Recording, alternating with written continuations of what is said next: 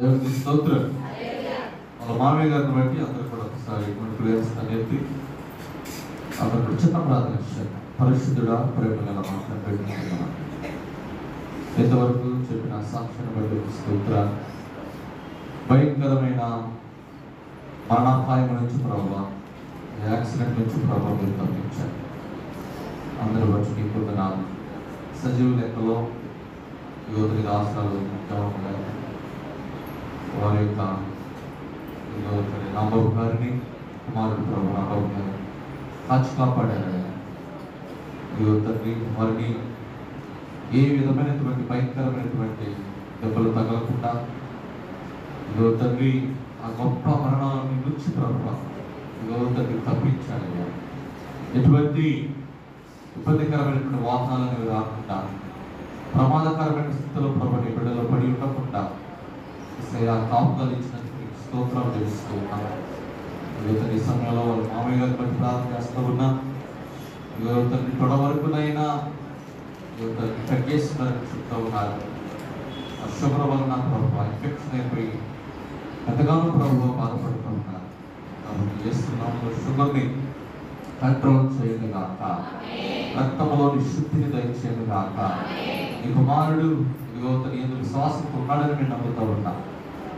తన విశ్వాసంలో ఆ కుటుంబీకుల ప్రార్థనలు బట్టి, సంఘ ప్రార్థనలను బట్టి, సేవకుల ప్రార్థనలను బట్టి ప్రభా తన పక్షాన్ని మీరు ఉండి తనకు కావలసిన నెమ్మదిని, ఆరోగ్యాన్ని, శాంతిని మీరు ప్రసాదించి మీరు మైండ్ పొందండి. ప్రభు సమయంలో కొద్ది నిమిషాలు బట్టి ప్రభు వాక్యాన్ని ధ్యానం చేస్తూ ఉంటారు. మాతో మీరు మాట్లాడమని యేసయ్య పరిశుద్ధ నామములో అడుగుచున్నా పరమ తండ్రి, ఆమేన్. దేవునికి స్తోత్రం. హల్లెలూయా. ప్రభు మీకు తోడే ఉండును గాక. దేవునికి స్తోత్రం. ప్రభావమును కనికరించుము, ప్రభావమును కనికరించుము.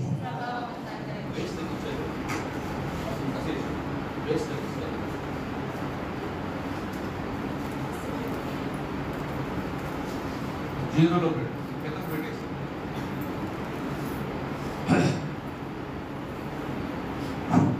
దేవునికి స్తోత్రం. హల్లెలూయా, హల్లెలూయా. మంచిది. దేవుడు మనందరినీ కూడా ప్రేమించి ఎఫ్ఎఫ్ఎన్కి ముందు వారంలో మనం ఉన్నాం. అంటే అడ్వెంట్ డేస్కి, ఏ డేస్కి అండి? అడ్వెంట్ డేస్కి ముందు మనం ఉన్నాం. అందుకే ఈరోజు ఒక అంశాన్ని మనకి అనుకరిస్తూ ఉన్నారు. Waiting prayerfully for the coming of the lord. అంటే ప్రభు ఆగమనము కొరకు ప్రార్థనా పూర్వకముగా ఎదురు చూచుట. వెయిటింగ్ ప్రేయర్ఫుల్లీ, ప్రార్థనా పూర్వకంగా ఆయన రాకడ కొరకు మనం ఏం చేస్తున్నామంట? ఆయన ఆగమనం కొరకు, రాకడ కొరకు ఎదురు చూసేటువంటి అంశాన్ని ఇస్తూ ఉంటారు. ఈ భాగానికి మనం కొన్ని పాఠ్యభాగాలు చదువుకుందాం. మలాకి 4వ అధ్యాయం 1 నుంచి 6 వరకు ఉన్న భాగం అంటే 1 నుంచి 3 వరకు ఉన్నటువంటి భాగాన్ని యెహోవా దినం గురించిన వివరణ. 1 నుంచి 3 వరకు ఉన్నటువంటి భాగము యెహోవా దినమును గురించిన, అంటే ఆయన వచ్చు దినం గురించినటువంటి వివరణ కనబడతారు. 4 నుంచి 6 వరకు చూసినట్లయితే ఆ దినానికి ముందు ఏలియా యొక్క పరిచర్య జరుగుతుందంట. ఎవరు పరిచర్య ఏంటి? ఏలియా యొక్క పరిచర్య. ఆయన పరిచర్యలో ఏ విధమైనటువంటి భావాలు, అర్థాలు ఉన్నాయో మనం చూస్తూ ఉంటాం. పౌరుషికల పరిచర్య చేశాడు. ఆ పరిచర్య ఎవరికి గుర్తుగా ఉందంటే బాప్తిస్మిచ్చు యోహానుకు గుర్తుగా కనపడుతుంది. 2వ పత్రిక అంటే భాగము, పత్రికా పాఠం చూస్తే 2వ దశలోనికి రాసిన పత్రిక 2వ అధ్యాయం 1 నుంచి 17 వరకు. 1 నుంచి 2 వరకు చూస్తే క్రీస్తు రాకడ. 3 నుంచి 8 వరకు చూస్తే క్రీస్తు విరోధి యొక్క రాకడ. అదేవిధంగా దీంట్లోనే 2 నుంచి మనం అక్కడ చూస్తే ప్రేమిట 2-9 చూస్తే క్రీస్తు న్యాయ విరోధి నాశనం చేస్తాడు అనేటువంటి విషయాన్ని కూడా చూస్తూ ఉంటాం. అయితే 9-12 చూస్తే క్రీస్తు విరోధి ప్రజలను మోసం చేయడానికి గల కారణాలు ఏంటో కూడా 9-12 మనం చూడొచ్చు. ఎలా 9-10 చూస్తాం. వింతలు, సూచనలు, అద్భుతాలని, సత్యం పట్ల ప్రజలకు ప్రేమ లేకపోవడం అనే విధానాన్ని కూడా చూస్తాం. అయితే ఆ విధంగా మోసపోయినటువంటి వారినే కానీ, క్రీస్తు విరోధులనే కానీ దేవుడు ఏ విధంగా శిక్షిస్తాడో ఆయన ప్రభావంతో అనే దాన్ని 11-12 వరకు మనము చూస్తాం. 11-14 వరకు చూసినట్లయితే దేవుని ఆత్మచేత పవిత్రులై శుభవార్త ద్వారా పిలుపు అందిన వారిని మనము చూస్తాం. 15-17 వరకు చూస్తే నిలకడగా ఉండుట అనే భాగాన్ని మనం చూస్తూ ఉన్నాం. దేవునికి స్తోత్రం. ఇదంతా దేనికంట? పత్రికా పాఠంలో దేశం రాసిన 2వ పత్రిక 2వ అధ్యాయం 1-15 వరకు చూస్తాము.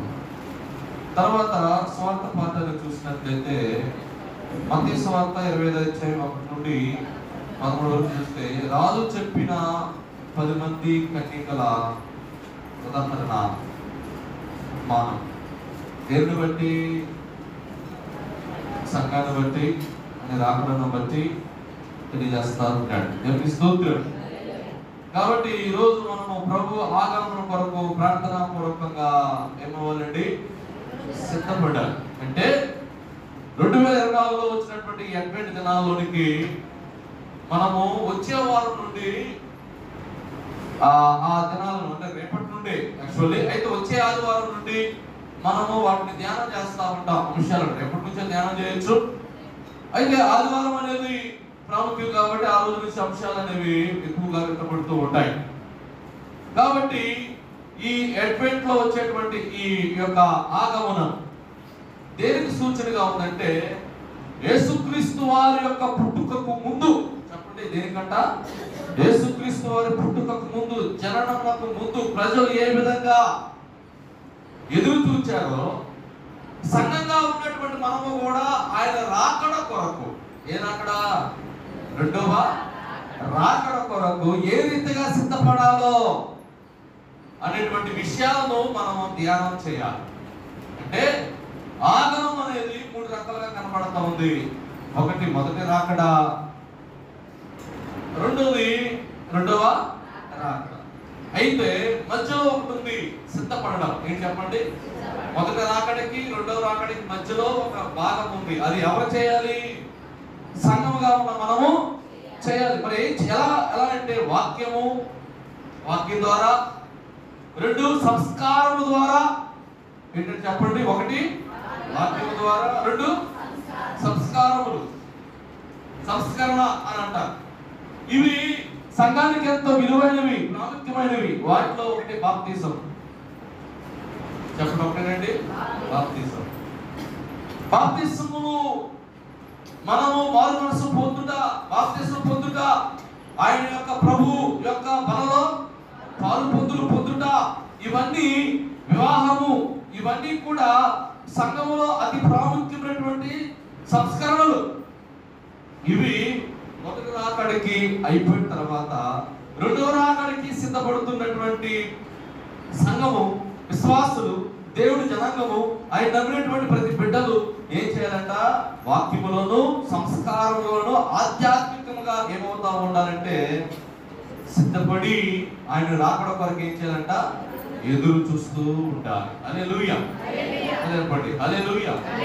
అందుకే మనందరం కూడా ఒక చిన్న పాట పాడుకొని ఆయన రాకడ కొరకు, ఆయన ఆగమన కొరకు ఈ యొక్క కాలంలో, ఈ ఉదయకాల సమయంలో మనందరం కూడా ఎదురు చూద్దాం. దేవునికి స్తోత్రం.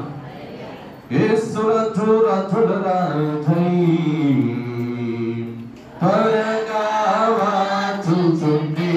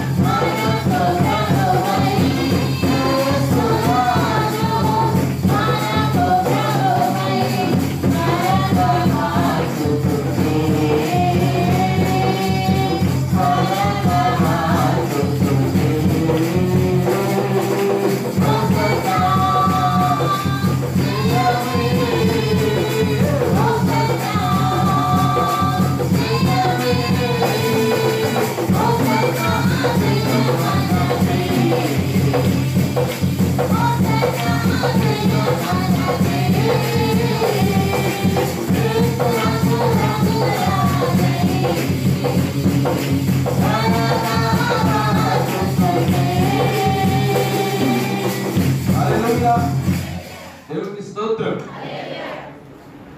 ఆయన యొక్క ఆగమనముల గురించి మనము ధ్యానం చేయాలి. ఆయన ఆగమనంలో, ఆయన రాకడలో, ఆయన వచ్చేటువంటి పరిస్థితుల్లో మనం ఎలా ఉండాలంటే, ఇప్పుడు బిడ్డలారా చాలా జాగ్రత్తగా ఉండాలి. మన అందరం కూడా సిద్ధపడి ఉండాలి. ఉదాహరణకి మనం చూస్తున్నాం, పరిశుద్ధ గ్రంథంలో 3వ పాఠాన్ని మనం చూసినట్లయితే అక్కడ ఎవరు కనబడుతున్నారండి? బుద్ధి గల 10 మంది కన్యకలు. వీరిలో ఈ కన్యకలు ఎవరికి గుర్తుగా ఉన్నారు అని అంటే పవిత్రతకు గుర్తుగా కనబడుతూ ఉన్నారు. కన్యక అనే విధానము పవిత్రతకు గుర్తుగా కనబడుతూ ఉన్నారు. ఈ పవిత్రత దేవుడు ఎవరో చూస్తున్నాడు అని అంటే సంఘములో చూస్తూ ఉన్నాడు. ఎందుకు చూస్తున్నాడండి? సంఘం అంటే సంఘము దేవుని దృష్టిలో పవిత్రమైనది. కారణము సంఘము క్రీస్తు రక్తము చేత కడగబడింది కాబట్టి. అందుకనే క్రీస్తు అను వెలుగులో సంఘము ఎప్పుడూ ఉండాలి. హల్లెలూయా. క్రీస్తు అనేటువంటి నీడలో సంఘము ఎప్పుడు ముందుకెళ్తూ ఉండాలి. క్రీస్తు అనేటువంటి ఆ యొక్క మేఘ స్తంభములో సంఘము ఎప్పుడు ప్రయాణము చేస్తూ ఉండాలి. కాబట్టి ప్రియమైన అలాంటి ఆ సంఘములో ఆ 10 మంది కన్యకలుగా కనబడుతున్నటువంటి ఆ సంఘములో పెండ్లి కుమారుడు ఆలస్యముగా చేయగా ప్రియమిట్లరా వాళ్ళు ఏమయ్యారంట? కునికి నిద్రించారు. ఏం చేశారు చెప్పండి? కునికి నిద్రించారు. నేను అంటున్నాను, పెండ్లి కుమారుడు వచ్చుట ఆలస్యమైనా ఖచ్చితంగా వస్తాడు. చెప్పండి, ఏం చేస్తాడండి? వస్తాడు. అందుకనే ఆయన గురించి కొంతమంది అంటారు, అనుకున్న గడియలో ఆయన వచ్చును. ఏ గడియలో వస్తాడంట? అనుకున్నని గడియలో ఆయన వస్తాడు. కాబట్టి ఆ అనుకున్న గడిలో వస్తాడు. కాబట్టి మనమందరం కూడా సంఘములో ఉన్న వారే కానీ, కన్యకలే కానీ, బుద్ధి ఉన్న వారే కానీ, ఆయన ప్రజలే కానీ, ఆయన నమ్మిన వారే కానీ మనందరం కూడా ఎలా ఉండాలి అని అంటే ప్రియమిట్లరా ఆయన కొరకు ఇదిగోండి ఎదుర్కొన్న వారిగా, సిద్ధపడు వారిగా, ఆయన కోసం నిరీక్షించినటువంటి వారిగా మనం ఉండాలి. స్తోత్రం. ఎలా ఉండాలి? ఒకటి, పరిశుద్ధతగా ఉండాలి. చెప్పండి, ఎలా ఉండాలి? ఎందుకని పరిశుద్ధత? లేవియకాండం 11వ అధ్యాయం 44, 45. లేవియకాండం యాజకుడు వచ్చి దాన్ని చూడవలెను. అప్పుడు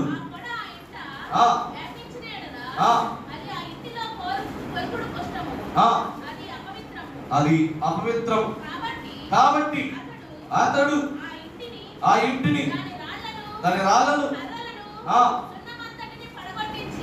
11 చదివేది 11:44. నేను మీ దేవుడైనా యెహోవాను. దేవుడు అంటాడంట, పరిశుద్ధుడు కనుక మీరును పరిశుద్ధులై ఉన్నట్లు. హల్లెలూయా, హల్లెలూయా. అంటే సంఘముగా, కన్యకలుగా, బిడ్డలుగా ఉన్నటువంటి మనం ఏం చేయాలంట? మన దేవుడు పరిశుద్ధుడు కాబట్టి మనం కూడా పరిశుద్ధులై ఉండవలెను. దేవునికి స్తోత్రం. అంటాడు, నేను మీకు దేవుడినై ఉండుటకు ఐగుప్తు దేశంలో మిమ్మల్ని రప్పించిన యెహోవాను. నేను పరిశుద్ధుడు కనుక మీరును పరిశుద్ధులు కావాలి అని ఎంతో స్పష్టంగా చెప్తూ ఉన్నాడు. దేవునికి స్తోత్రం. అందుకనే సంఘమును దేవుడు ఏమంటే మీరు పరిశుద్ధులుగా ఉండాలి. ఇదే మాట నేను పేతురు రాసిన భక్తుడు కూడా అంటాడు. సంఘమునకు సాదృశ్యంగా కనబడుతున్న ప్రియమిట్లరా, నా బండ మీద నువ్వు సంఘమును కట్టుదువు అని చెప్పినటువంటి కెఫా అనేటువంటి నామకరణం చెందినటువంటి పేతురు ఏమంటాడంటే 1వ అధ్యాయము 1 పేతురు రాసిన పత్రిక 1వ అధ్యాయం 13 నుంచి మనం చదివితే, కాబట్టి మీ మనస్సు అను నడుము కట్టుకొని నిబ్బరమైన బుద్ధి గలవారై యేసుక్రీస్తు ప్రత్యక్షమైనప్పుడు ఉండుడి. నేను పరిశుద్ధుడనై ఉన్నాను గనుక మీరును పరిశుద్ధులై ఉండుడి. తర్వాత కాగా మీరు విధేయులకు పిల్లలై మీ పూర్వపు అజ్ఞాన దశలో, పూర్వం ఏముందంట మనకి? అజ్ఞాన దశలు ఉంటాయి. ఏ దశ? బాల్య దశ, యవ్వన దశ, ఏమన్నా దశ, కోమార దశ, ఏదో దశ గర్విస్తూ, తర్వాత వృద్ధాప్య దశ. మొత్తం 7 దశలు అండి, 4 దశలు ఉంటాయి. దేవునికి స్తోత్రం. ఏ దశలో ఎవరు ఏ విధంగా దేవుడు ఎరుగుతారో తెలియదు. కానీ దేవుడు అంటాడు, 1వ కీర్తన అంటాడు, మన పుట్టుక, మన జననము, మనం పెరిగేవి ఎవరి కోసమంట? యెహోవాకు ఇష్టలుగా ఉండుట కొరకు, ఆయన నామాన్ని ఘనపరచుటకు, స్తుతించుటకు, మహిమపరచుటకు. దేవునికి స్తోత్రం. మనము ఆయన వారము, ఆయన మనను పుట్టించెను, మనం ఆయన వారము, మనం ఆయన ప్రజలము, ఆయన మేపు. హల్లెలూయా. ఆయన మేపు గొర్రెలం కాబట్టి మనము మన జీవిత కాలం అంతా ఆయన ఏం చేయాలంట? చేయాలంట? స్తుతించాలి, గణపరచాలి, మహిమపరచాలి. ప్రేమ బిడ్డలా అన్నీ కూడా చేస్తూ ఆయన యొక్క ఆ కృపను పొందుకోవడానికి మనము ఈ దేహాన్ని సంతరించుకున్న మనము ఏం చేయాలంటే ప్రయత్నము చేయాలి. అందుకని పాడుతూ ఉంటాం కదా, సకల ప్రాణుల్లో యెహోవాను స్తుతించుడి, సకల ప్రాణుల్లో యెహోవాను స్తుతించుడి,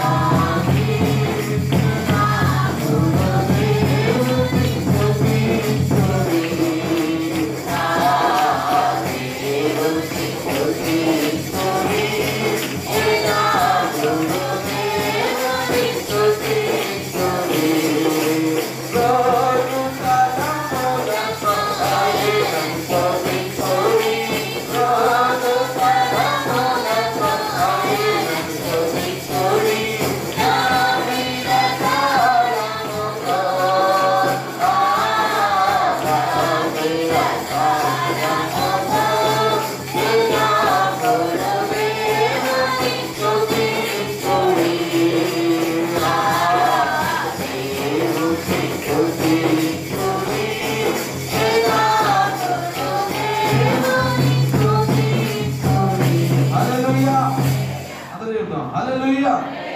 దేవుడు కోరుతా ఉన్నాడు, పూర్వపు అజ్ఞాన దశలో మీ కుండిన ఆశలు అనుసరించి ప్రవర్తింపక. అంటే దేవుని ఎరగక ముందు మనకు కొన్ని ఆశలు ఉన్నాయి, దేవుని ఎరగక ముందు కొన్ని కోరికలు ఉన్నాయి, దేవుని ఎరగక ముందు కొన్ని మార్గాలను మనం నిర్ణయించుకొని ఆ మార్గాల్లో వెళ్ళేటువంటి వారముగా ఉన్నాం. అయితే ప్రియమిత్రులారా, ఆ అజ్ఞాన దశలో మనం అయితే దేవుడు చూచి చూడనట్టుగా ఉన్నాడు. అయితే ఇప్పుడు మనందరికీ అనుగ్రహించాడు. ఏమనంట? ప్రియమిత్రులారా, ఇది కూడా అంటాడు కదా, దినములు చెడ్డవి గనుక సమయమును పోనీక సద్వినియోగం చేసుకొనొచ్చు, అజ్ఞానులే కాక జ్ఞానుల వలె నడుచుకున్నట్లు. 5:15 ఎక్కడ? ఎఫెసీయులకు రాసిన పత్రిక. జ్ఞానం నడుచుకున్నట్లు జాగ్రత్తగా చూచుకుని, ఇది నిమిత్తం మీరు అవివేకులు కాక ప్రభు యొక్క చిత్తం ఏముంటో గ్రహించుకొనుడి. దేవునికి స్తోత్రం. గ్రహించుకోవాలి. మీరు పిలిచిన వాడు పరిశుద్ధుల ప్రకారము మీరు సమస్త ప్రవర్తన యందు పరిశుద్ధులై ఉండుడి అని పేతురు భక్తుడు ఏ విధంగా సెలవిస్తా ఉన్నాడు. మనం కూడా ఆ విధంగా సిద్ధపడాలి. పరిశుద్ధత ప్రియమిత్రులారా, మనం చూసినట్లయితే పరిశుద్ధతో పాటు వారు ఏం ఒకటి కోల్పోయారు. దేన్ని? నూనె. దేవుని స్తోత్రం. ఏం కోల్పోయారమ్మా? నూనె దేని గుర్తు? అభిషేకానికి గుర్తు. దేని గురించి చెప్పండి? అభిషేకం. నూనె అంటాడు కదా ప్రియమిత్రులారా, బుడ్డిల నుంచి ఎక్కడ? కీర్తన గ్రంథంలో అంటాడు మాట, ఆ నూనెను వివరిస్తూ, సహోదరుడు ఐక్యత కలిగి నివసించుట ఎంత మేలు, ఎంత మనోహరము. అది తల మీద పోయబడి అహరోను గడ్డము మీదగా కాలి అది అతని అంగీల అంచు వరకు దిగజారిన పరిమళ తైలము వలె ఉండును. దేవునికి స్తోత్రం. చెప్పండి హల్లెలూయా. దేనికి సూచనగా ఉందంటే అది మన కళ్ళ మీద పోయబడిన నూనె, పరిమళ తైలమునకు. ఆ తైలము అభిషేకమునకు గుర్తు. అంటే ఈ రోజున సగము రెండోదిగా కన్నికలు లేనిదేనంటే నూనె లేదు. ఏమేమి చెప్పండి? నూనె. ఆ నూనె దేనికంటే అభిషేకానికి సూచన. ఈ అభిషేకపు శక్తి ఏ విధంగా వస్తుంది అంటే, ఇది ఎవరైనా ఇస్తారా? ఇది కొట్టే వస్తుందా? దేవుడు ఇస్తే వస్తుందా? ఇంట్లో పెట్టుకుంటే వస్తుందా? లేకపోతే నువ్వు డబ్బులు ఇచ్చి కొనుక్కుంటే వస్తుందా? రాదు ప్రియమిత్రులారా. మనం అనుకుంటాం ప్రియమిత్రులారా, ఈ రోజున మనం సర్టిఫికెట్లు కొనుక్కుంటున్నాం, బుక్స్ కొనుక్కుంటున్నాం, మన పరపతిని కొనుక్కుంటున్నాం. ప్రియమిత్రులారా, మొన్న ఒక యూట్యూబ్ లో చూస్తూ ఉంటుంటే పద్మ భూషణ్ అంట డబ్బులు ఇచ్చి కొనుక్కున్నాడని చెప్పి యూట్యూబ్ ఆ ఛానల్లో చెప్తా ఉన్నాడు. ప్రియమిత్రులారా, అంటే చూడండి, ఈ విధమైనటువంటి రత్నాలే కానీ, భూషణలే కానీ, అవార్డ్సే కానీ, ఇదిగోండి మనము ధనమునిచ్చి కొనుక్కోవచ్చు, కానీ ఆయన అభిషేకాన్ని ఇంట్లో ఎంత మంచి నూనె, శనగ నూనె, గానుగ నూనె, ఇంకేది ఏది నూనె, ఆ నూనె దానికి మాత్రమే పనిచేసింది. దేవుని స్తోత్రం. నువ్వు అభిషేకానికి ఉపయోగించే నూనె తెచ్చుకున్నా ప్రియమిత్రులారా, ఆ నూనెలో ఏముండాలంట? చూడండి, ఆయన యొక్క శక్తి ప్రభావాలు మిళితమై ఉండాలి. దేవుని స్తోత్రం. అది దేవుడు అభిషేకించాలి. దేవుడు దానిలో ప్రియమిత్రులారా ఆయన యొక్క ఆ పరిశుద్ధాత్మ శక్తిని నింపాలి.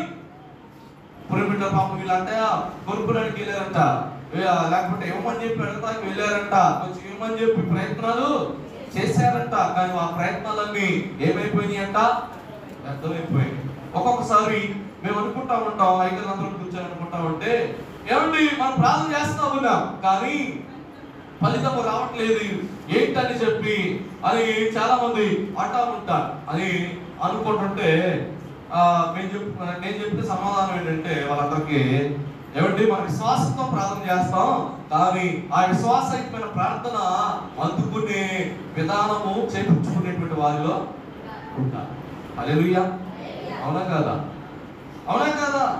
ప్రియమిత్రులారా, ప్రార్థన విశ్వాసంతోనే చేస్తాం కానీ దానిని స్వీకరించేటువంటి విధానం, ఆ యొక్క శక్తి, ఆ విశ్వాసము, ఆ నమ్మకము, ఆ నిరీక్షణ చేసుకునేటువంటి వారిలో ఉండాలి. అప్పుడే అది ఫలిస్తుంది. అయ్యగారు మీరేం కంగారు పడవద్దు, మీరేమి తప్పు, మీరు వేదన పడవద్దు అని చెప్తే నేను ఇంటి అని చెప్తాడని అంటారు. దేవునికి స్తోత్రం. అందరూ చెప్పండి హల్లెలూయా. అందుకని వాళ్ళు నూనె ఇవ్వాలని, కొనుక్కోవాలని, తెచ్చుకోవాలని ఆశపడ్డారు. కానీ నేను అనుకుంటాను ఈ ఉపమానంలో వాళ్ళు ఇవ్వాలని ఆశపడ్డారేమో కానీ ఆ నూనె లేనటువంటి వారు దానిని ఒక దాన్ని ఏంటంటే వెల ఇచ్చి కొనేదిగా, లేకపోతే ఆ యొక్క నూనెలో ఆ యొక్క ఒత్తి పెడితే వెలిగేదిగా ఆలోచన చేశారు. కానీ అది ఆ పరిశుద్ధాత్మ శక్తి చేత ఇదిగో ఉండాలి, ఆయన అభిషేకంతో ఉండాలి, దాంట్లో విశ్వాసం ఉండాలి, అది నిరీక్షణతో ఉండాలి, ప్రత్యేకత హృదయంతో ఆ అభిషేకాన్ని మనము పొందుకోవాలి అనేటువంటి విధానాన్ని ఈ 10 మందిలో ఈ 5గురు కోల్పోయారు. అందుకే దేవుడు దాన్ని ఏమంటే అజ్ఞాన దశ. ఏమని చెప్పండి? అజ్ఞాన దశ. స్తోత్రం. చెప్పండి హల్లెలూయా. ఇక్కడ మూడోది ఏం కనబడుతుందంటే, ఒకటి పరిశుద్ధత కనబడుతుంది, 2 నూనె కనబడుతూ ఉంది. ఆ నూనెలో ఒత్తి పెడితే ఆ ఒత్తి ఏమైందంట? వెలిగించబడాలి. వెలుగు దేనికి సాదృశ్యం అంటే మన సత్క్రియం. చెప్పండి దేనికండి? సత్క్రియం. ఎఫెసీయులకు రాసిన పత్రిక 5వ అధ్యాయం 9వ వాక్యంలో అంటాడు, ఎఫెసీయులకు రాసిన పత్రిక 5వ అధ్యాయం, వెలుగు ఫలం సమస్త విధములైన మంచితనము, నీతి, సత్యమును వాటిలో కనబడుతుంది. హల్లెలూయా. అంటే ఏముందంట? వెలుగు ఫలం ఏంటి? మంచితనం, 2 నీతి, 3 సత్యం. ఆయనే మార్గము, ఆయనే సత్యము, ఆయనే జీవము, ఆయనే మంచితనము, ఆయనే నీతి, ఆయనే సత్యము. ఇవన్నీ ఎవరు ఉందంటే వెలుగునిచ్చే దేవునిలో ఉంది. ఆ వెలుగు ఎవరంటే ఈ లోకాన్ని వెలిగించిన ఆయన యేసయ్య. హల్లెలూయా. గౌతమ బుద్ధుడు ఉన్నాడంట. పురోహితుడా ఏమన్నాడంటే ఈ ప్రపంచంలోకి నాకంటే 500 సంవత్సరాల క్రితమే ఒక వెలుగు వెలిగింపబడింది, ఆ వెలుగు నాలో కూడా ఉంది అని చెప్పాడంట. హల్లెలూయా. చూసారా? అంటే ఆయన ఎలా కనబడుతున్నాడంటే వెలుగు కనబడుతూ ఉన్నాడు. అందుకే ఆయన సిద్ధాంతం, ఆ బుద్ధుడి యొక్క సిద్ధాంతం ఏంటంటే ఆశ సమస్త కారణాలకు, సమస్త అవరోధాలకు కారణం. ఈ ఆశను మనం ఏం చేయాలి? జయించాలి. జయించాలంటే ఉన్న వాటిలో మనందరం కూడా ఏం చేయాలంటే తృప్తి, సంతృప్తి పడాలి. ఆ తృప్తి పడినటువంటి వారు, సంతృప్తి పడినటువంటి వారు, వాళ్ళు ఏముంటుందంటే మంచితనం ఉంటుంది, వాళ్ళు ఏముంటుందంటే నీతి ఉంటుంది, వాళ్ళు ఏముంటుందంటే ఎప్పుడు కూడా వాళ్ళందరికీ వాళ్ళు వెలుగుకరమైనటువంటి ప్రజలుగా ఉంటారు. హల్లెలూయా. వెలిగింపబడతారు, అనేక మందికి వెలుగుని ఇస్తారు. అలాంటి పరిస్థితి ఎవరిలో ఉందంటే వెలుగు కలిగినటువంటి వ్యక్తుల్లో ఉంది. ఆ వెలుగు లేకపోతే ఏమంటాడు, మీరెవరో నాకు తెలియదు అంటాడు. అందుకే కదా ఆ వెలుగు లేనటువంటి వ్యక్తులను ఏమన్నాడండి, వాళ్ళు వెలిగించుకోవచ్చు, ఏదో ఒక రకంగా సంపాదించుకుని ఉండొచ్చు, కానీ ఇక్కడ లేదని చెప్పాడు. కానీ పరిశుద్ధ గ్రంథంలో అంటాడు, వారిని ఏమన్నాడు, యోహాను సువార్త 10:27 వాక్యంలో ఏమంటాడు,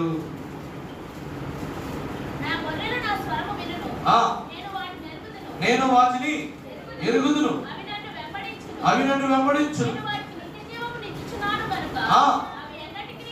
నశింపవు, అపహరింపడు. దేవునికి స్తోత్రం. చూసారా, ఈ విధంగా చూస్తే బిడ్డరా ఎన్నో రకాలుగా అనేకమైన భావాలు మనం చూస్తాం. అందుకని ఈ రోజున బుద్ధి కలిగిన, చెప్పండి ఎవరంట, బుద్ధి కలిగిన కన్యకల వలె సిద్ధపడాలి. హల్లెలూయా.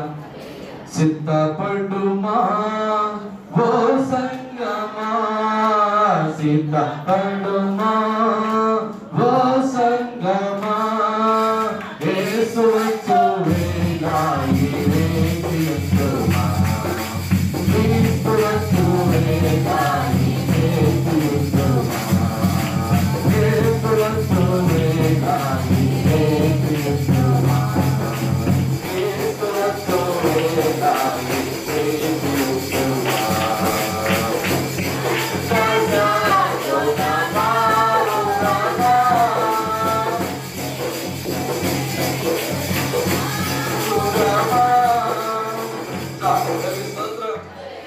మనందరం ఏం చేయాలండి ఇప్పుడు? సిద్ధపడాలి, సిద్ధపడాలి, సిద్ధపడుతూ ఉండాలి. అని ఎప్పుడు వస్తాడో ఎవరికి తెలియనే తెలియదు.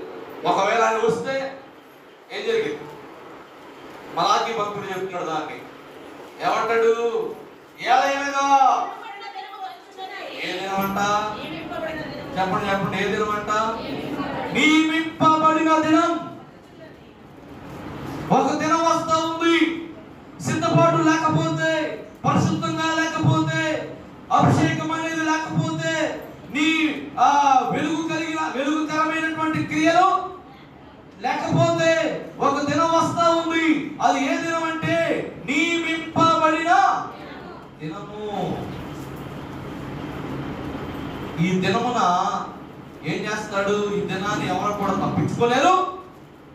ఈ దినం అనేది ఖచ్చితంగా వస్తుంది. ఈ దినం అనేది తీర్పు తీర్చు దినముగా కనబడతాము.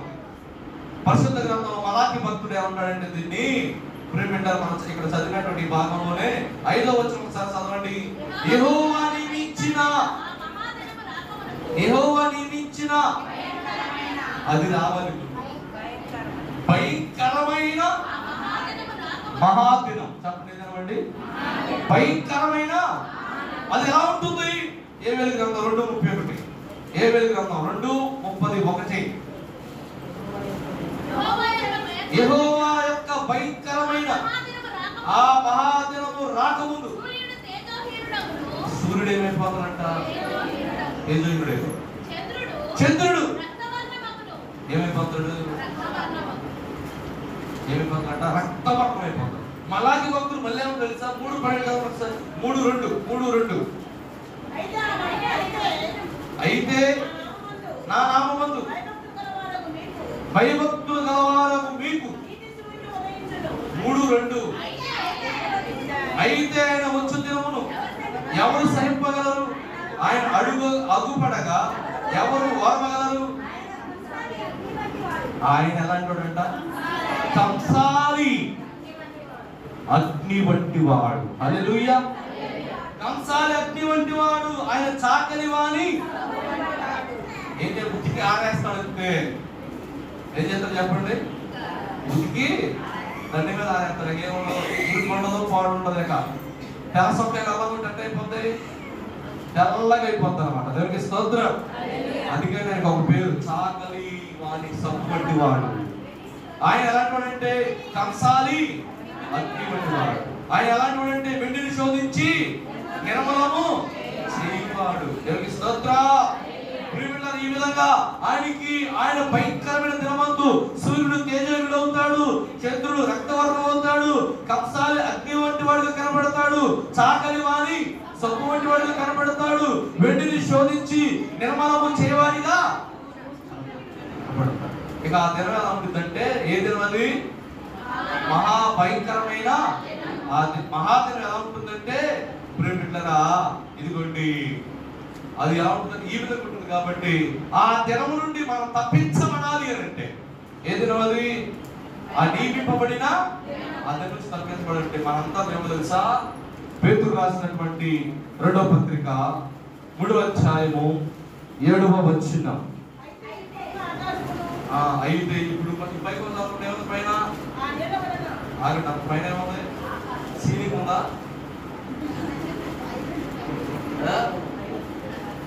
బయటికి వెళ్ళి చూస్తే ఏముంది మనకి? ఆకాశం. ఇప్పుడే చూసుకోండి, తర్వాత కనపడదంట. హల్లెలూయా. మన అసలు న్యాయ సూపులు ఎక్కువయ్యా. ఏ సూపులు? 3:7 ఏమంటాడండి? ఇప్పుడున్న ఆకాశమును భూమియు భక్తియు తీర్పును నాశనమును జరుగు దినము వరకు అగ్ని కొరకు నిలువ చేయబడినదై అదే వాక్యం వలన భద్రము చేయబడి ఉన్నవి. దేవునికి స్తోత్రం. అంటే అగ్ని కొరకు నిలబడతా ఉన్నాయి, సేమ్ టైం ఆయన వాక్యం కొరకు ఏం చేస్తా ఉన్నాయండి? భద్రము చేయబడతాయి. దేవునికి స్తోత్రం. అంటే ఆకాశము సిద్ధపడుతుంది, భూమియు సిద్ధపడుతుంది. ఈ భూమిలో భూమి మీద ఉన్నటువంటి నరులుగా ఉన్న మనము కూడా ఎలా? వాక్యము. చెప్పండి ఏంటంటే, వాక్యము ఎవరిలో అయితే నిలిచి ఉంటుందో ఆ మహాదేవం నుండి వారు తప్పించబడతారు. ఏమవుతారు చెప్పండి? తప్పించబడతారు. అందుకని ఈ అడ్వెంట్ లోకి ప్రవేశించేటువంటి మనము ప్రియమిత్రులారా, ఆ మహాదినము నుంచి, భయంకరమైన దినము నుంచి తప్పించబడడానికి సూర్యుడు తేజోహీనుడిగా, చంద్రుడు రక్తవర్ణముగా, ప్రియమిత్రులారా ఇంకా కంసాలి అగ్ని వంటి వాడిగా, ఇంకా చాకలి వారి సబ్బు వంటి వాడిగా, వెండిని శోధించి నిర్మలంగా చేసేటువంటి వాడిగా ఉన్నటువంటి ఆయన యొక్క ఆ దినము నుంచి తప్పించబడినట్లు మనము సంగముగా ఉన్న మనము ఆ నియమింపబడిన దినములోనికి ఒకవేళ వెళితే దేవుడిని చూసేటట్టు, ఇతడు నా వాక్యానుసారుడు, హల్లెలూయా, ఇతడు నా హృదయానుసారుడు, ఇతడు నా ఇల్లంతటిలో నమ్మకమైన వాడు. ఇప్పుడు మనకు ఎలా ఉండాలమ్మా? నమ్మకం. అంటే ఇవన్నీ సిద్ధపాటుకి సూచన. అందుకే ఆయన మనందరికీ కూడా ఏం చేస్తామంటే, ఆ 1వ వచనం మారాకి 4:1వ వచనం ఏమంటాడు? ఎలాగంటే కొలిమి కాలునట్లు, అది కాదు చూడండి, ఏం కాదు, ఎలా కాలుతారంట? కొలిమి కాలునట్లు అది కాలు. అంటే దీంట్లో ఏం కనబడుతుంది? ఆయన దహించు అగ్ని. చెప్పండి ఏంటండి? ఆయన ఎలా ఉన్నాడండి? దహించు అగ్ని. అందుకే ఆయన ఎలా రాబోతున్నాడంటే, ఆ దహించు అగ్నిగా ఉన్నటువంటి ఆయన ఎలా ఉంటున్నాడంటే, యెషయా గ్రంథం 66:15-16 వాక్యాలు మీరు చూసినట్లయితే ఆయన దహించు అగ్నిగా ఎలా కనబడుతున్నాడంటే, ఆలకించుడి. మా ఎలా ఉంటున్నాడంట? మనుషులు కోపానికి మనం ఏమవుతాం? మనకి ఎందుకు వెళ్ళారా? ఇంటికి వచ్చిన బాధ, ఏమిటి వచ్చిన బాధ అని చెప్పి పోతాం లేదా? కానీ యేసయ్య ఇంకొక రూపం ఇది ఏంటంట? తండ్రి రూపం, ఇంకో రూపం ఇది. ఆయన వచ్చేటప్పుడు ఇప్పుడైతే కృపనిచ్చాడు కానీ అప్పుడైతే కృప ఉండదు, గ్రేస్ ఉండదు, ఆయన అనుగ్రహం ఉండదు, ఆయన నెమ్మది ఉండదు, ఆయన శాంతి ఉండదు, సమాధానం ఉండదు మనకి. మరి ఏముంటుంది? ఆయన కోపాన్ని అనుభవించే స్థితి ఉంటుంది. ఆ స్థితి ఎలా ఉందంటే, ఆలకించుడి, మహాకోపముతో ప్రతీకారము చేయుటకును అగ్ని జ్వాలతో గద్దించుటకును యెహోవా అగ్ని రూపముగా వచ్చుచున్నాడు. ఆయన రథములు తుఫాను వలె త్వరపడుచున్నవి. అగ్ని చేతను తన ఖడ్గము చేతను శరీరులందరితో ఆయన వేచబడును. యెహోవా చేత అనేకులు, హల్లెలూయా, ఇది ఎవరికంట? సిద్ధపడని వారికి, సిద్ధపడిన వారికి. ఇంకా ఆ గ్రహించే వారిని ఆ దేవాది దేవుడు ఏం చేస్తాడంటే ప్రియులారా, ఆ నియమింపబడిన దినమందు ఇంకా కొన్ని భాగాలు చూసినట్టయితే మీరు చూడండి. దానియేలు గ్రంథం 7వ అధ్యాయం, దానియేలు 7వ అధ్యాయం 9-10 వాక్యాలు. దానియేలు గ్రంథం 7:10 ఏంటండి?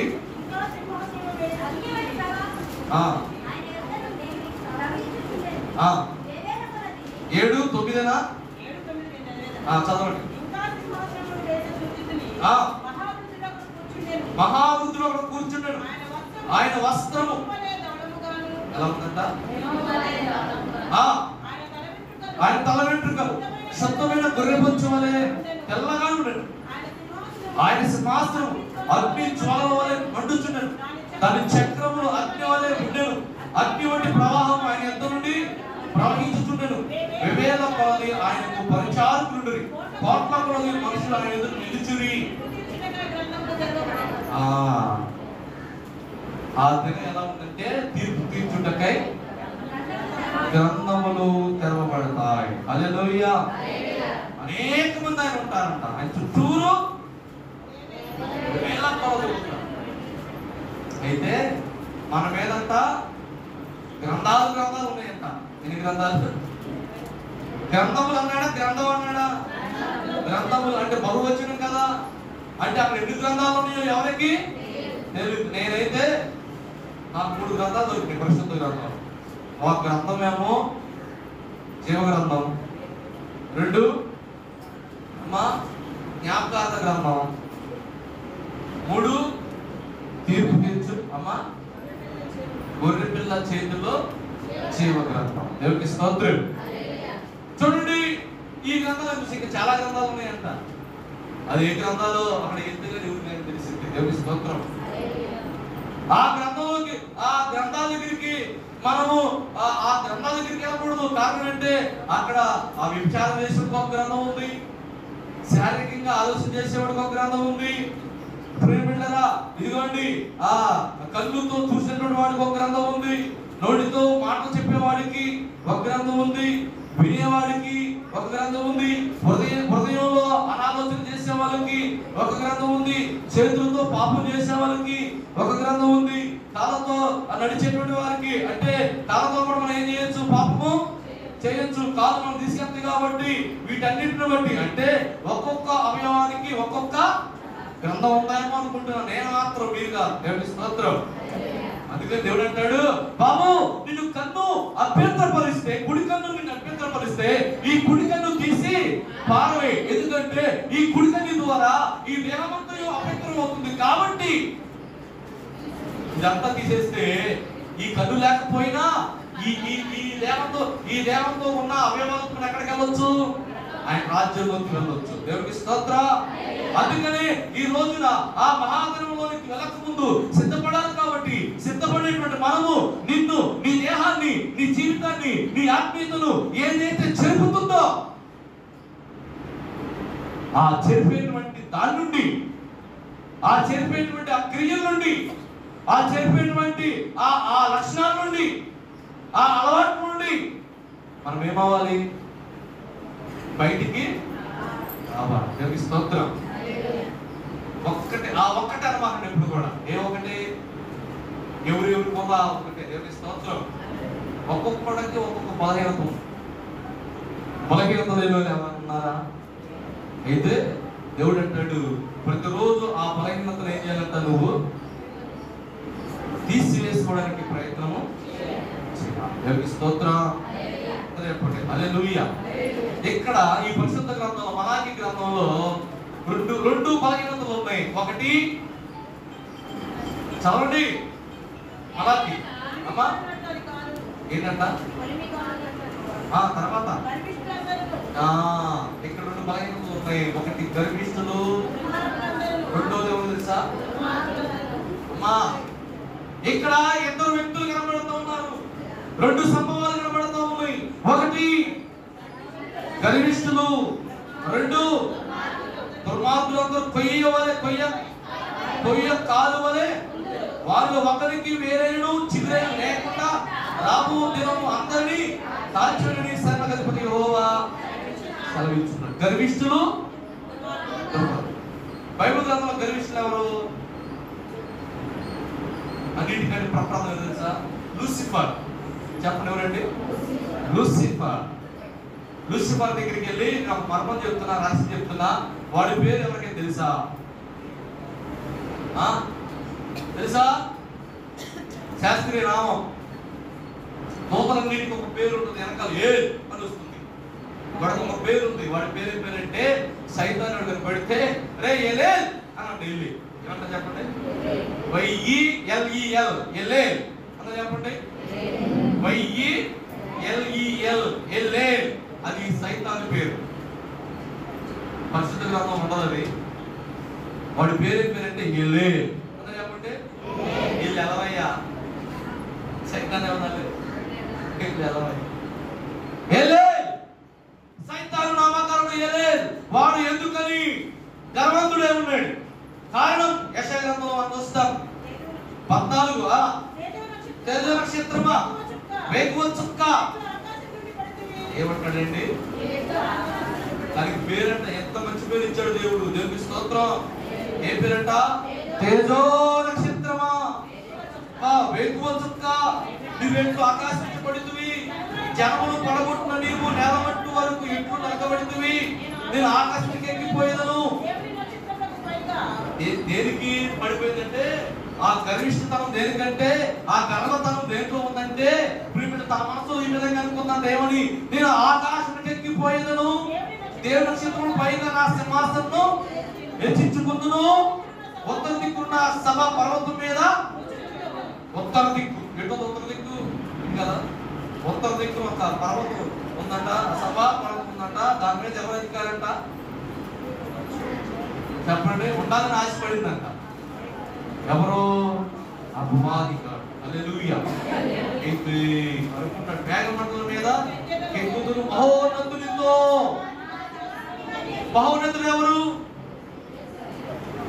మహోన్నతుడా నీ కృపలో నేను వసించేదా నా జీవితానది. మహోన్నతుడా నీ కృపలో నేను వసించేదా. మహోన్నతుడా నీ కృపలో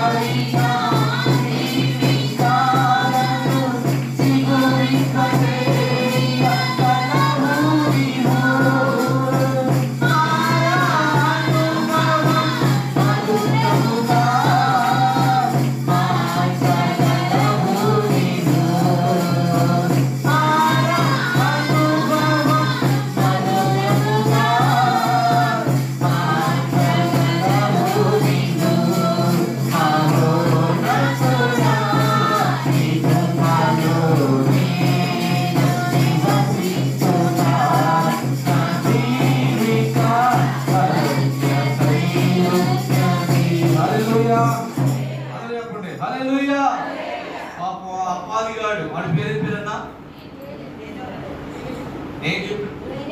ఎలేల్. అదే అప్పుడు ఎలేల్ రాసుకోండి. ఎలేల్. ఆ ఎలేల్ అనేటువంటి వాడికి తేజ నక్షత్రమాని వేకువ చుక్కని అని పేరు పెడితే వాడు అనుకున్నాడంట ఉత్తర దిక్కున్న సభాపర్వతం మీద కూర్చుంటాను, దేవుని నక్షత్రం పైన సింహాసనం హెచ్చించుకుంటాను, మేఘమండలం మీద ఎక్కుతాను. ఇక్కడ అనుకుంటున్నాడు మహోన్నతునితో. వాడు 3 వారి జీవితాలను చికిత్స చేస్తాడా? మారా అనుభవాన్ని మధురంగా చేస్తాడా? ఆకు వాడికి ఆత్మ పదాలతో నింపుతాడా? జీవజలము ఊటలు ఇస్తాడా? వాడవారిని స్వాస్థ్యాన్ని ప్రసాదిస్తాడా? వాగ్దాన అనుభవాలతో మనల్ని నింపుతాడంటే ఇప్పుడు వాడి పని అంటే ఏంటి? 3 బార్ నుండి ఇంకా ఎండిపోయేటట్టు చేయడం. మాలాగా ఉంటే, చేదుగా ఉంటే ఇంకా వాడి జీవితం చేదుగా చేయడం. ఆకు వాడిపోతుంటే ఇంకా ఆకుకి నీళ్లు ఇవ్వకుండా ఎండ కొట్టడం. జీవజలాలు ఏమంటే ఆ జీవజలాలను ఎట్లా కొట్ట తీసివేసుకోవడం. ఇదంతా ఎవడ పని అంట? లూసిఫర్. చెప్పండి, ఎవడ పని? లూసిఫర్. ఇదంతా దేనికి వచ్చింది? గర్విష్ఠత. చెప్పండి, దేనితనం అండి? అందుకని ఇక్కడ అంటాడు గర్విష్ఠులు. ఎవరు చెప్పండి? గర్విష్ఠులు అందరూ. ఒకడొస్తున్నాడు పరిశుద్ధ గ్రంథంలో గర్విష్ఠుడు, నెబుకద్నెజర్. చెప్పండి, ఎవరండి? వాడు ఏమైందంట? 4వ అధ్యాయంలో 29 నుంచి మీరు చూసినట్లయితే ఎక్కడండి? దానియేలు గ్రంథం 12 నెలలు గడిచిన పిమ్మట అతడు తన రాజధాని అమ్మా బబులోనులోని రాజు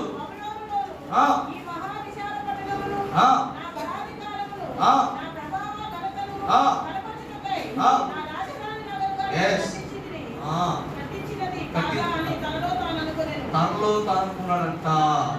రాజు నోట ఈ మాట వినగా ఆకాశంలో ఒక శబ్దము, రాజుకు నెబుకద్నెజరు, ఇదే నీకు ప్రకటన, నీ రాజ్యము నీ యొద్ద నుండి తమ యొద్ద నుండి మనిషి నిన్ను నీవు అడవి జంతువుల మధ్య నివాసము చేయొచ్చు, పశువుల గడ్డి. ఎక్కడ అనుకున్నాడంట? సర్వోన్నతులకు దేవుని మానవుల రాజ్యం పైన అధికారి ఏంటి? తనెవనికి దాన్ని అనుగ్రహింపని నిశ్చయించునో వానికి అనుగ్రహించును నువ్వు తెలుసుకొని వరకు 7 కార్మిక లాగు జరుగునని. అప్పుడు ఏం చేశాడు? గడ్డి వేసాడు. ఎవరండి? మనలో గర్విష్ఠతనం ఉందనుకోండి, గడ్డి మేపేది ఎవరండి? ఆ గర్విష్ఠతనం నేనంటాను పైకి మనం చెప్పకపోవచ్చు, కానీ నీ హృదయంలో అనుకున్నది దేవునికి, ఇక్కడ నెబుకద్నెజర్ అనుకున్నది దేవునికి, లూసిఫర్ అనుకున్న దేవునికి. దేవునికి స్తోత్రం. దుర్మార్గులు. దీనికి ఉదాహరణ ఎవరంటే యెజబెల్. దుర్మార్గులు. దీనికి ఉదాహరణ ఎవరంటే హామాను. చెప్పండి, ఎవరండి? యెజబెల్ ఏం చేసింది? పొలాన్ని రాజు అని చెప్పి అనుకుంది. పక్కన అతను ఏం చేసింది? చంపించింది. హామాను మర్దకైనటువంటి వ్యక్తి, యూదుడుగా ఉన్నటువంటి మర్దకైనటువంటి వ్యక్తి ఏం చేయలేదు? ఆయనని నమస్కారం చేయలేదు. ఆ నమస్కారం చేయనందుకు ఆ జాతిని నాశనం చేద్దామని అనుకున్నాడు. ఇదంతా దేని గుర్తంట? దుర్మార్గుల. చెప్పండి, దేనికండి? అంటే నేను మలాకి గ్రంథంలో ఉన్నటువంటి ఆ దుర్మార్గులు ఏమవుతారంట? గర్విష్ఠులందరూ ఏమవుతారంట? కొయ్య కాలువలే గుర్తులు. దేవునికి స్తోత్రం. ఆ కొయ్య కాలు ఏం చేస్తుంది? మనల్ని పరీక్షిస్తుంది. ఏం చేస్తుంది చెప్పండి? అంటాడు 1 కొరింథీయులు 3:13 అంటాడు. 1 కొరింథీయులు లాస్ట్ అండ్ ఫైనల్ మాట. చాలా మంది చెప్పాలంటే టైం అయిపోతుంది. ఎవడని ఈ పునాది మీద బంగారము, వెండి, రాళ్ళు, కర్ర, గడ్డి, కొయ్యకాలు మొదటి వాటిలో ఖర్చునేలా వాని పని కనబడను. ఆ దినము ఏ దినము? మహాదినం. భయంకరమైన ఆ మహాదినమున తేటపరుచు అది అగ్ని చేత, మరియు వాని పని ఎట్టిదో దానిని అగ్నియే. దేవునికి స్తోత్రం. ఏం పరిశీలిస్తుందంట? ఆ అగ్ని ఎవరండి? జీవము గల దేవాది దేవుడు. ఆ అగ్ని ఆ రోజు ఏం తెలుసా? కీర్తన 2:9 అంటాడు. కీర్తన 2:9 ఆ అగ్ని దేవుడు అభిషేకుడు దయించు అగ్ని. ఆ 2:9 అంటాడు. కీర్తన 2:9 అంటాడు. ఏమంటాడు? ఇనపదండముతో వారు నలకొట్టెను, కొండను పగలగొట్టినట్టు మొక్కలు చెక్కలుగా. యెషయా 5:4 అంటాడు. వేరు కూలిపోతుంది, వారి పువ్వు ధూళి వలె పైకి చెప్పని 1:18 అంటాడు. హఠాత్తుగా ఆయన భూనివాసులందరి మీద నాశనము చేస్తాడు. ఉపత్య 1:18 అంటే ఇది ఒక ప్రవచనం అని చెప్తాడు. దేవునికి స్తోత్రం. అయితే దేవుడు అంటాడు నీతిమంతులకు ఏం జరుగుతుందంట? నాలుగురుందా? అయితే నా నామమందు భయభక్తు గలవారగు మీకు. దేవునికి స్తోత్రం. ఏ సూర్యుడంట? భయభక్తులు. లోక 1:50 రాసుకోండి. ఆయనకు భయపడే వారందరి మీద ఆయన కనికరము తరతరములు ఉండును అని చెప్తారు. ఆయన భయపడే వారందరికీ తరతరాలు ఏముంటుందంటే ఆయన కనికరము ఉంటుంది. కీర్తన 85:9 అంటాడు, మన దేశంలో మహిమ నివసించినట్లు ఆయన రక్షణ భయపడు వారికి సమీపముగా ఉన్నది అని చెప్తా ఉన్నాడు. ఎవరికంట? అది భయపడే వారి మీదకి ఏమొస్తుంది? నీతి సూర్యుడు. ఏం చేస్తాడు నీతి సూర్యుడు? సూర్యుడు దేని గుర్తు తెలుసా? సూర్యోదయము దేని గుర్తంటే నూతనత్వమునకు గుర్తు. దేని గుర్తండి? నూతనత్వమునకు. సూర్యుడు దేని గుర్తంటే నిరీక్షణకు గుర్తు. సూర్యుడు దేనికి గుర్తంటే స్వస్థతకు గుర్తు. హల్లెలూయా. అంటే ఇప్పుడు నీతి సూర్యుడు ఉదయిస్తున్నాడంటే ఆ నీతి సూర్యుడు వల్ల నీ జీవితంలో ఏమొస్తుంది? ఒక నూతనమైనటువంటి వెలుగు, నూతనమైన నిరీక్షణ, నూతనమైన స్వస్థత కలుగుతుంది. హల్లెలూయా. అందరూ చెప్పండి హల్లెలూయా. అది నీకు కావాలంటే ఈరోజు ఏమవ్వాలి తల్లి? చెప్పండి చెప్పండి. ఏం కావాలి? వాక్యం ద్వారా సిద్ధపడాలి. హల్లెలూయా. అందరూ చెప్పండి హల్లెలూయా. అందుకనే నేను ముగించేస్తాను. చాలా మంది చెప్పాలనుకుంటాను కానీ టైం అయిపోయింది. నేను ముగించేస్తాను. చెప్పేది వాక్యం చెప్పేది ఏంటంటే బుద్ధి కలిగిన కన్యకలు 10 మంది ఉన్నారు. కానీ మొత్తం 10 మంది, తర్వాత 5 తయారైనా కానీ తర్వాత వీళ్ళు ఎంతమంది డివైడ్ అయిపోయారండి? 5. ఈ 5 ఏం లేదంట? నూనె. అంటే మనం అందరం కూడా ఇప్పుడు ఏంటంట? బుద్ధి కలిగిన వాళ్ళమే. కానీ ఆ రోజున ఏమవుతామంట? దేవుడు నిఖిల్ అయ్య గారి మీద చేయబెట్టి ఎస్ ఉంటే ఇటు లేకపోతే అని ఆ రోజు అంటాడు. కానీ సిద్ధపాడేటువంటి ఆ రోజు ఏమంటాడంటే ప్రియమిత్రులారా, అభిషేకం, ఇంకా వాక్యం, ఇంకా వెలుగు. వెలుగు, అభిషేకము, వాక్యం. ఈ 3 ఉన్నటువంటి వారు ఆయన ఎందుకు ఎలా నిలబడతారంటే ధైర్యముగా నిలబడతారు. దేవునికి స్తోత్రం. నువ్వు లేని వారు భయపడతారు. ముఖాన్ని చాటుకుంటారు. ఇప్పుడు ఈ 5 లేదు కాబట్టి ఏం చేశారంట? దాక్కున్నారు, లేకపోతే పరిగెత్తారు. ఏం లేదంటే నూనె లేదు, అభిషేకం లేదు, వాక్యము. స్తోత్రం. ఆ రోజు రాకముందే, ఆయన రాకముందే, ఆయన యొక్క ఆయన ఆగమనం రాకముందే సంగముగా ఉన్న మనము, ఆయన బిడ్డలుగా ఉన్న మనము, ఆయన ఆ పరిశుద్ధాత్మ ఆవేశం చేత నింపబడినటువంటి మనము ఇంకాను మన ఆత్మీయతను ఏం చేయాలంట? పెంపారుగా పెంచుకోవాలి. హల్లెలూయా. ఆ మహాదినం అనేది రాకముందే, ఆ తీర్పు దినం అనేది రాకముందే, ఆ గ్రంథాలు అనేవి విప్పబడకముందే, తెరవబడకముందే. దేవునికి స్తోత్రం. నిన్ను కొయ్య కాలుతో అగ్నితో పరీక్షించక ముందే, ఆ పనివాడు నీ పనితనముని పరీక్షించక ముందే, హల్లెలూయా, నువ్వేం చేయాలంటే నీవు ఎప్పుడు సిద్ధపరచుకోవాలి. అందుకే ఈ యొక్క ఆదివారము సిద్ధపాటు, ఆయన తినడానికి, ఆయన రాకడానికి సిద్ధపాటు దినంగా సిద్ధపడదామా?